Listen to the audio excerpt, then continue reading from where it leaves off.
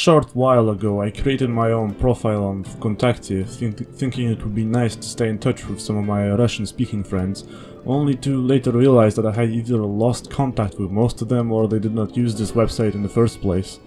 Fortunately, one positive thing did come out of forming an account on VK.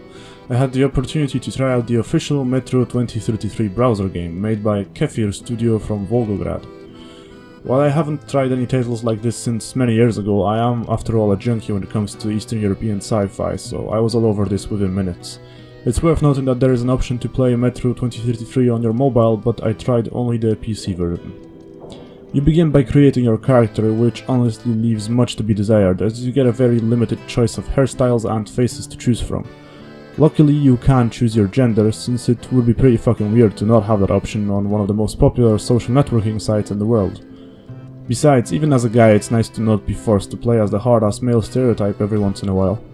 Once you've finished your protagonist's plastic surgery, you are greeted by a friendly stalker called Mitya, who also just happens to resemble Dmitry Gluchovsky very closely. And if you're unaware, Mitya is the diminutive form of Dmitry. The first station you start off at is Pavelitskaya, not the one on the Koltsevoye line as that's controlled by Hansa, but the independent station on Zamoskvoretskaya linia. Almost instantly it's easy to see that whoever made this was familiar with the atmosphere of the books, as you are met by a somber melody being performed on an acoustic guitar. Moreover, this music changes depending on which faction controls the place you're currently visiting. So for example, the bandits get a kick-ass accordion tune thrown into the mix. At each station you can trade for weapons and equipment, fight other players on the arena, complete tasks for rounds, or take up regular work like feeding pigs at the farm.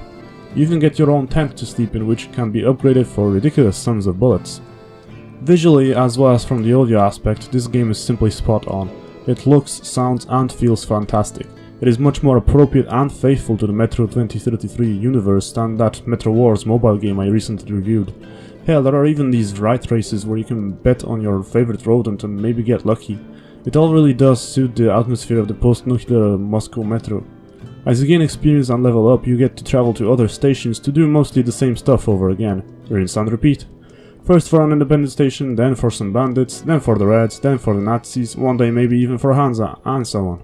As far as I'm aware, you end up at the VDNH Commonwealth during the higher levels, which is where Artyom lives, so that's neat, I guess.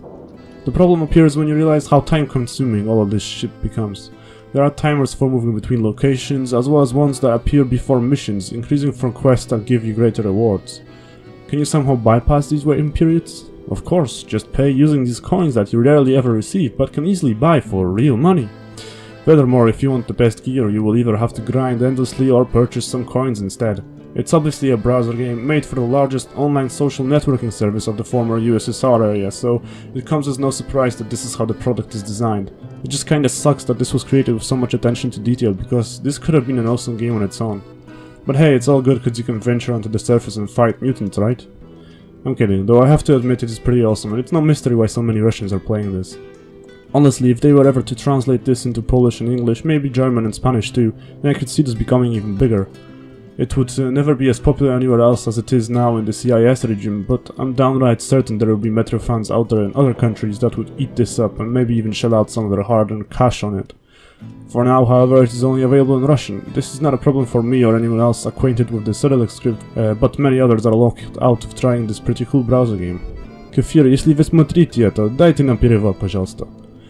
I should probably mention a bunch of things you can do in this game that I will likely never get to, as I don't feel like going in for a long grind, nor would I empty my wallet on it. There are clans, pet dogs and wolves, more varied enemy types, both human and mutant. You can even play poker on Tsvetnoy Boulevard station. Eventually you face off against the Dark Ones at VDNH, where you may be faced with a similar choice to that of Artyom at the end of the first book. It is a shame how much cool stuff there is here. I honestly feel as though plenty of talent was wasted on this when it could have been spent on a more traditional computer game with numerous features. Right, I think that's pretty much all I have to say about this game, at least for now. Hopefully I didn't miss anything, yet I do have some announcements to make. My first Patreon-only behind-the-scenes type of video is now up on my channel, in which I show you how I edit my content. Also, we're just one Patreon short of displaying your names in the credits. Finally, starting very soon, I will be away for just over a week and will not be able to contribute while I'm gone. But don't worry, as there is plenty of stuff planned for when I get back. Thanks for watching and good hunting, stalkers.